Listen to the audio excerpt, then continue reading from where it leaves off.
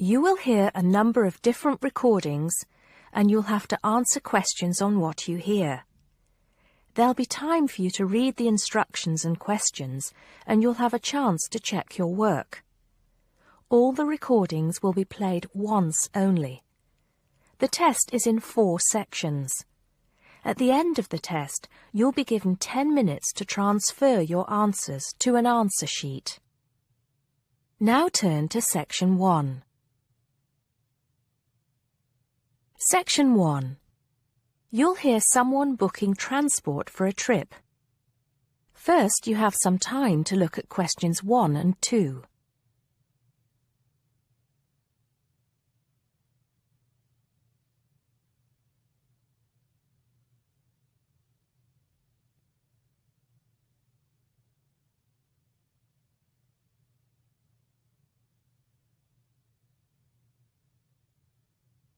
You'll see that there is an example which has been done for you.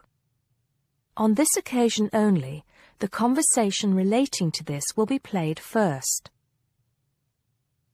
Good morning, Burnham Coaches. Sarah speaking. How can I help you? Yes. Good morning. I'm a teacher at the Down Language School. We have a bit of a problem, and I was wondering if you could help us out. The man says he is a teacher, so teacher has been written in the gap. Now we shall begin. You should answer the questions as you listen, because you will not hear the recording a second time. Listen carefully and answer questions 1 and 2. Good morning, Burnham Coaches. Sarah speaking. How can I help you? Yes. Good morning. I'm a teacher at the Down Language School. We have a bit of a problem, and I was wondering if you could help us out. What is the problem exactly? Well, we normally take our students on an excursion at the end of their course. But unfortunately, the coach firm we normally use has let us down. It seems they've gone out of business. I'm sorry to hear that. I suppose you are looking for a replacement. Well, yes. We won't need a very large coach, actually. There will be 30 students and 4 teachers. So that's 34 in all. And what dates did you have in mind? The last Saturday and Sunday of this month. That's the 28th and 29th. The 28th and 29th. Does that mean you are planning to stay somewhere overnight? That's right. Actually, we want to do the same excursion that we do every year. We usually visit Stonehenge, Salisbury, and stay overnight in Bath. It's a historical tour, really. It sounds interesting. Let me just see what we have available. Oh dear, I'm afraid all our coaches are booked out for the 28th. It's the busiest time of the year for us, actually. I was afraid that would be a problem. But you have a coach available for the 29th? Yes, we do. And it's available for the 30th as well, if that's any help to you. I'm afraid not. Sunday is the last day. The students go home on Monday. I think we'll just have to change our plans a bit and leave out Salisbury. It's a shame, but I don't think we can fit in all 3 places in one day. So, you would like to book the coach for the 29th, visiting Stonehenge and Bath, is that right? Yes, I think so.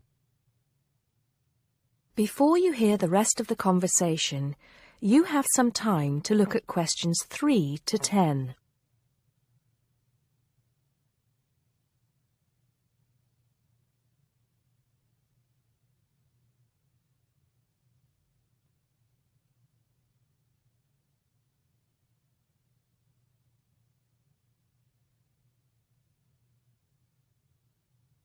Now listen and answer questions 3 to 10.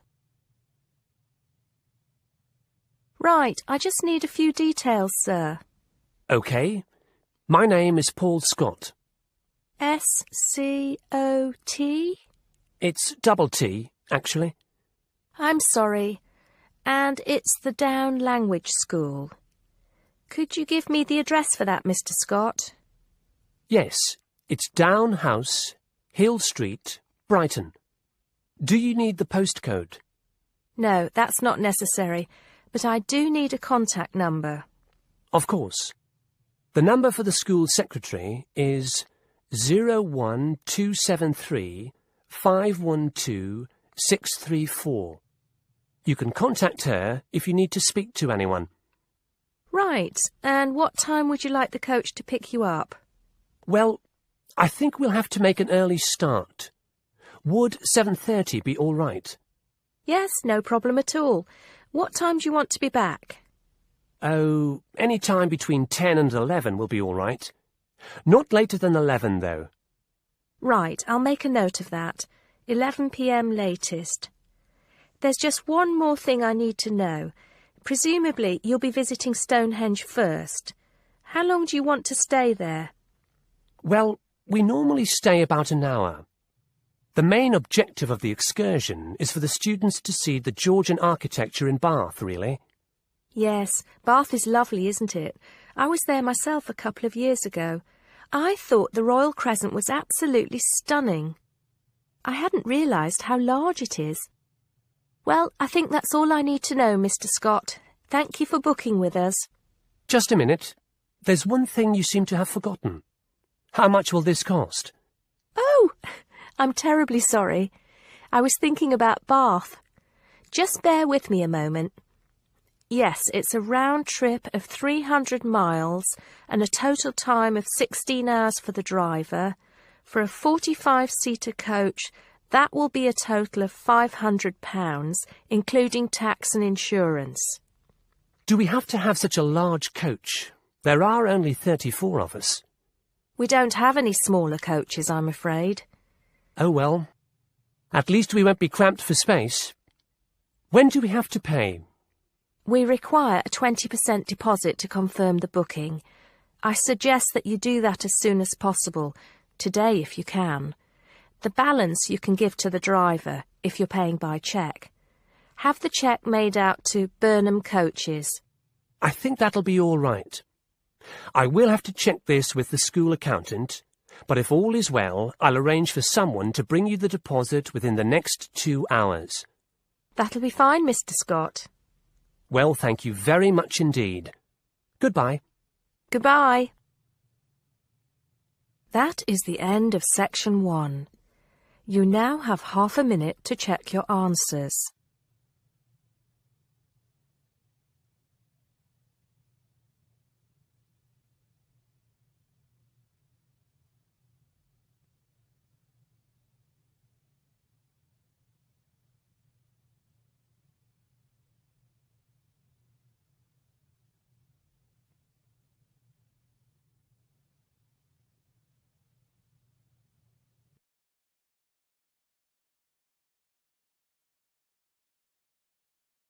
Now turn to Section 2. Section 2. You will hear a news broadcast on a radio station. First you have some time to look at questions 11 to 15.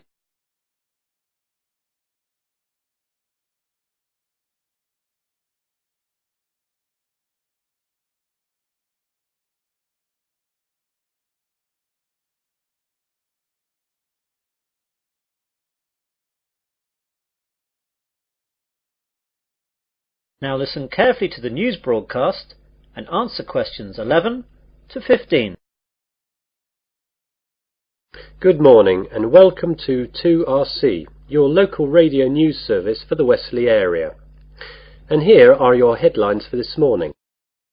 More news from the police into the jewellery robbery that occurred last Tuesday in the centre of town.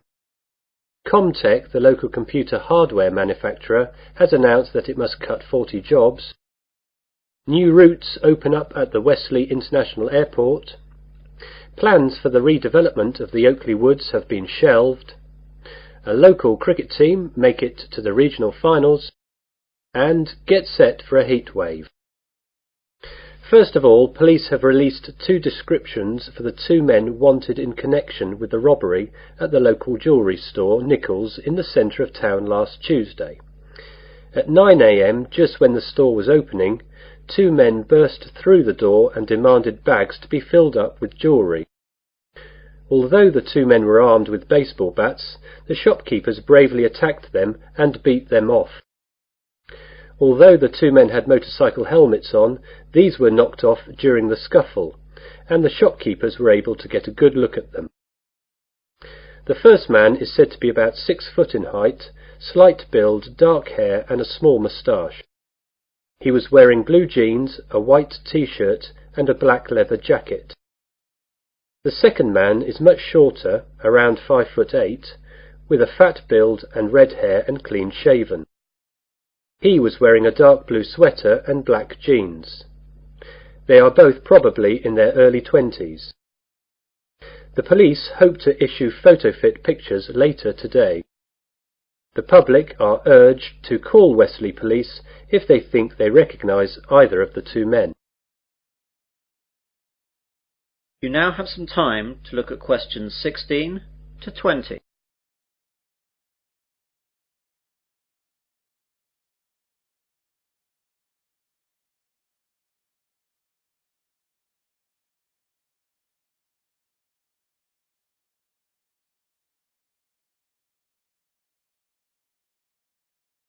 Now listen to the rest of the news broadcast and answer questions 16 to 20. Comtech last night announced that they must release 40 workers. This was blamed on a downturn in sales and increased competition. The jobs to be lost will be a mixture of early retirement offerings and a spread from all departments in the company. Westley International Airport has been awarded by Cheap Air, the new low-cost carrier, 4 new routes into Europe. The new routes will be into 4 European countries, though the details have not yet been released. When the deals have been finalised, this will lead to a significant number of jobs. Environmentalists were delighted this morning by the news that plans by the local council to develop the Oakley Woods area have been shelved. The woods were to have been developed into a shopping area, but opposition from local residents and local environmental groups has led to a turnaround by the local council, and they will now look for an alternative site. Westley Green, a local pressure group, says they are ecstatic that the council has bowed to the wishes of people in the area. Mr. George Finchley, Mayor of Westley, made the announcement and said that the committee responsible took all available information into account before taking the decision, and he hopes that Westley residents are happy that the local council are sensitive to their wishes when making decisions. East Moors CC, a local league cricket club, has made it to the finals of the Sunday League knockout cricket competition. They will play the final at home on Sunday 30th of August against Newbury CC. Go along and support if you're around that day, as you'll be assured a great Sunday afternoon sport. And finally, get set for a heat wave for the remainder of the month of August. Weather experts have assured us that we will have 3 weeks of unbroken sunshine till the end of the month. Great news, but those of us who are experienced with the British weather will most likely greet this news with, "Let's wait and see." That is the end of section 2. You will now have half a minute to check your answers.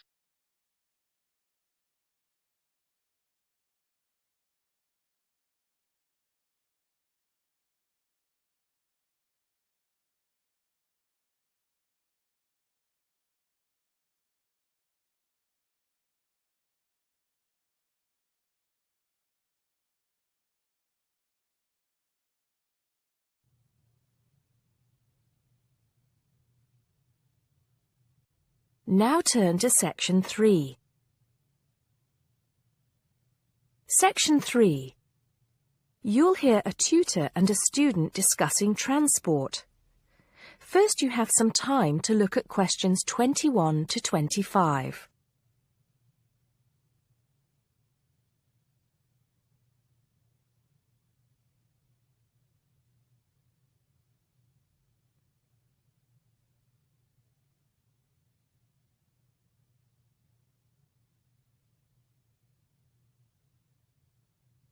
Now listen carefully and answer questions 21 to 25. Come in, John, come in. How's the paper going? Morning, Mr. Taylor. Pretty well, actually. Good, good. It's not all about bicycles, is it? I know you've got a thing about bicycles. Yes, but that's just...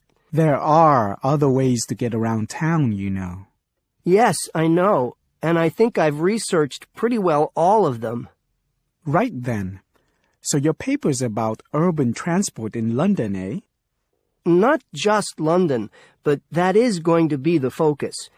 I've also looked at urban transport systems in cities around the world.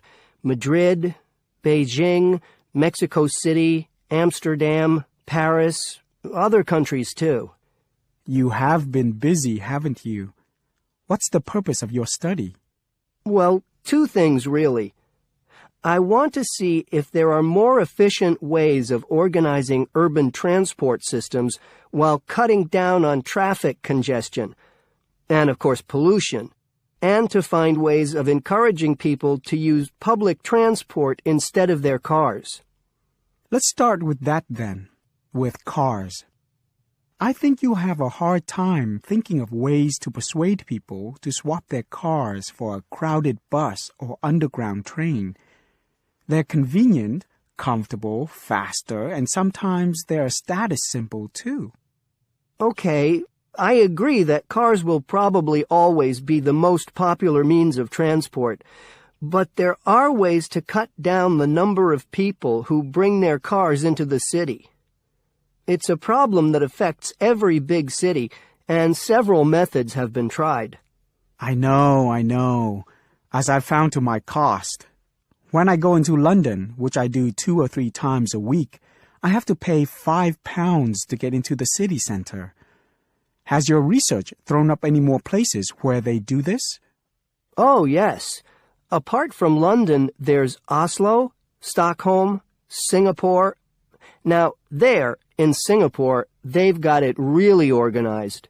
They've imposed a tax on all roads leading into the city center, and they have electronic sensors that identify each car, and then debit a credit card belonging to the owner. Before you hear the rest of the conversation, you have some time to look at questions 26 to 30.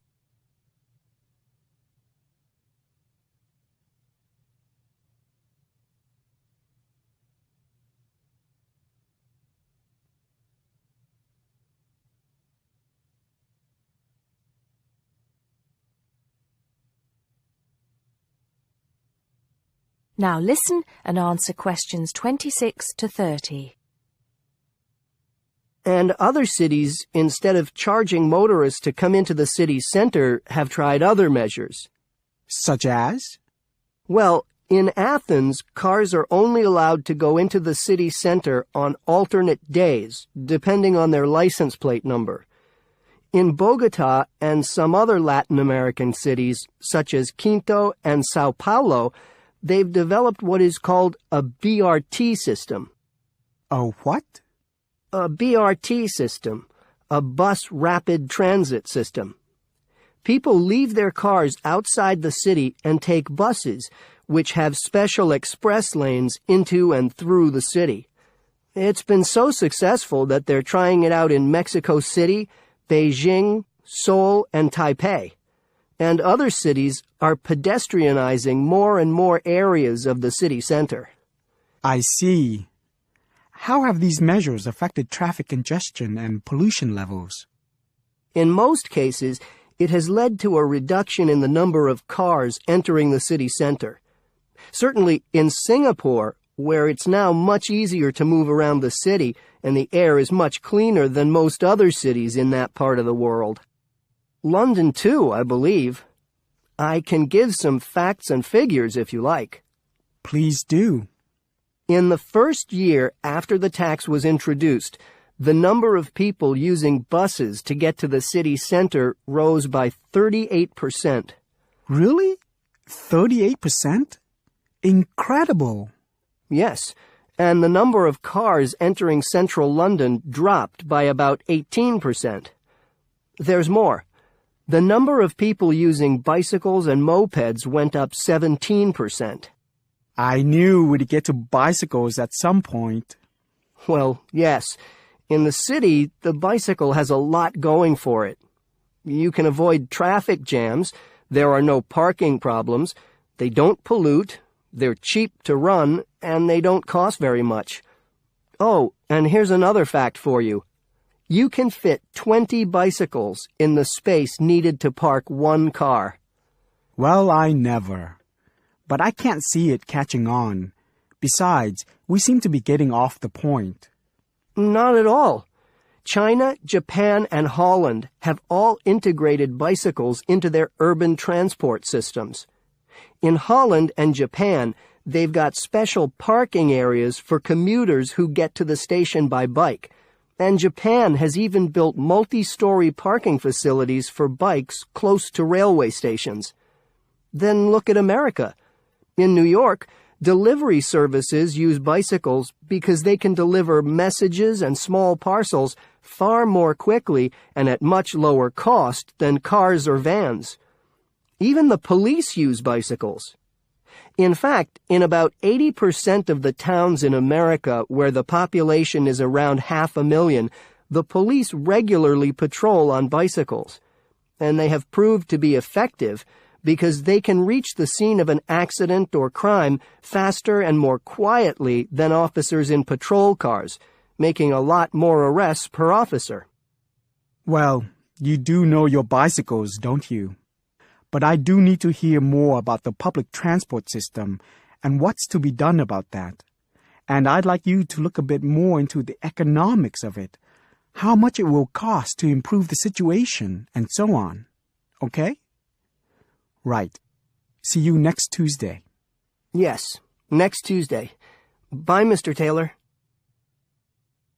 That is the end of Section 3.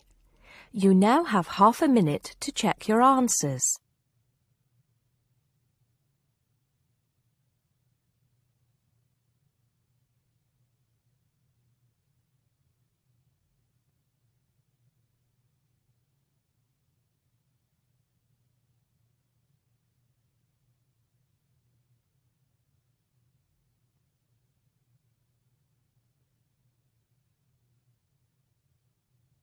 Now turn to Section 4. Section 4. You'll hear a lecturer talking to a group of science students. First, you have some time to look at questions 31 to 34.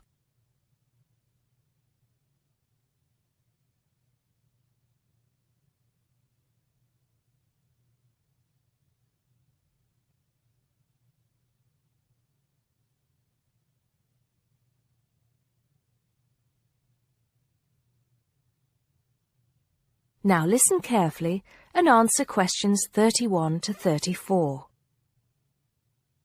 Good morning, ladies and gentlemen, and welcome to the science faculty.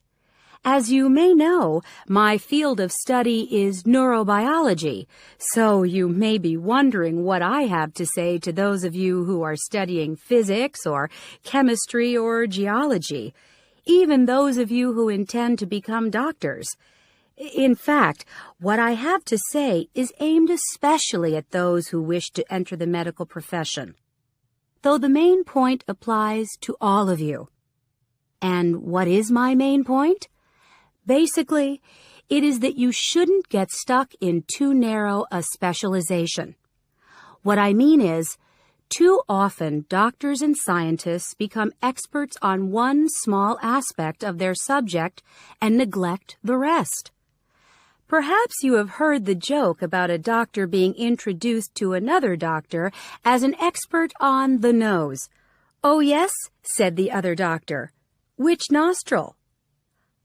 I know that more and more it is necessary to specialize, because when you finish your studies, you have to find a place in the job market. But I do believe that it is damaging both to you personally and to the profession. You may be surprised to know how many physicians in the past were men of wide culture. Many were interested in the humanities, from the arts to literature to philosophy. A surprising number of them, from Rabelais to William Carlos Williams, became poets, novelists, and playwrights. Men of science have written clearly and intelligently about society, psychology, and politics. This tradition is not dead. Today, such eminent scientists as Stephen Jay Gould, Jared Diamond, and Richard Dawkins are well known as popularizers of science while maintaining high standards. But more of them in a minute. I'm not saying that while you are studying anatomy, you should sign up for a course in English literature, but reading a few works of fiction in your own time will show you the human mind, just as your anatomy classes show you the human body. Science faculties and medical schools, it seems to me, now largely ignore this human dimension. Furthermore, the study of medicine, and psychology for that matter, is largely about what has gone wrong with the body and the mind. That is, it mostly deals with the abnormal. Before you hear the rest of the talk, you have some time to look at questions 35 to 40.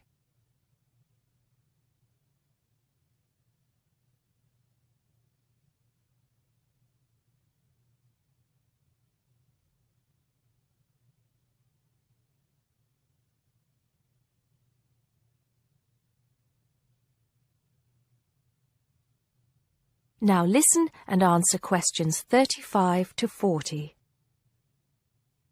So, to try and correct this situation, if only in a small way, I have come up with some extra reading for you to do. Don't worry, I wouldn't have chosen them if I didn't think they were enjoyable as well as interesting. The first on my list I'm sure you've all heard of, even if you haven't read it. It's Bill Bryson's A Short History of Nearly Everything. Now, don't turn your noses up at it just because it's now officially a school book and is written to entertain as well as inform. In fact, I've found it a very good bedside book. Next come a couple of the writers I mentioned earlier. Any collection of essays by Stephen Jay Gould is worth reading. He writes clearly in a language non-scientists can easily understand. In fact, a lot of his essays are responses to questions about science from the general public. He's also entertaining on the subject of baseball. Perhaps you should start with Gould's Wonderful Life. He writes brilliantly about natural history and shows how much imagination and excitement there is in scientific discovery.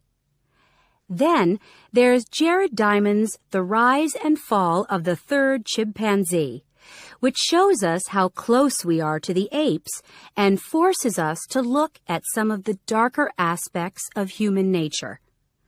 After reading it, you won't forget your animal ancestry.